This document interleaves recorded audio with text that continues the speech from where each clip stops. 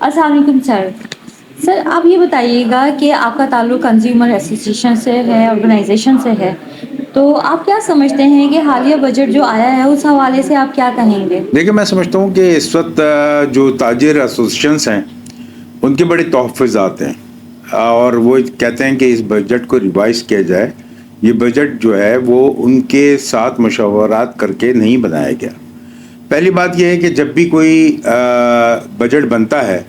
تو اس میں پہلے یہ ہوتا تھا کہ تمام تاجر ایسوسیشنس کو, خصوصی طور پر federation Pakistan chamber of commerce,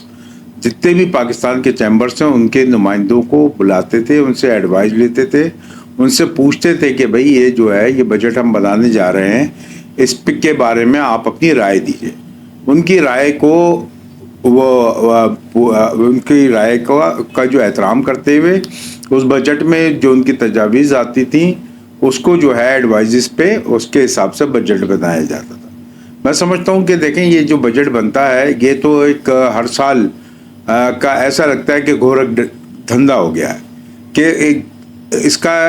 جو ہے وہ آپ نے 2+4 اور 4 8 اور 8 4 12 اس کا جو یہ سلسلہ ہے, میں سمجھتا ہوں کہ اس کو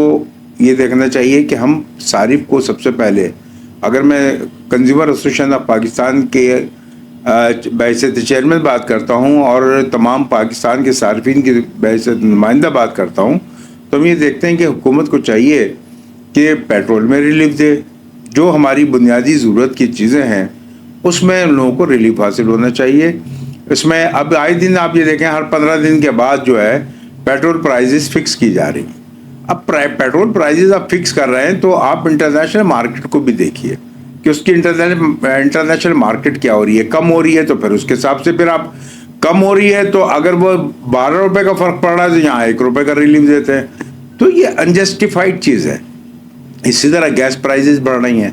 اسی طرح جو ہے وہ آپ یہ دیکھیں الیکٹرک کی پرائز میں, اور پھر جو پوری قوم ایک وہ بتا رہی ہے کہ 200 یونٹ سے اگر 201 یونٹ ہو جاتا ہے تو وہ جو اس کے اوپر ان کے چارجز علیحدہ ہو جاتے ہیں.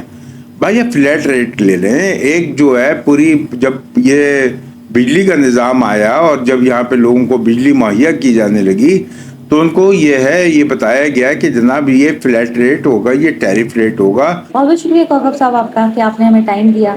انشاءاللہ جلدی حاضر ہوں گے نیکسٹ اسائنمنٹ کے ساتھ.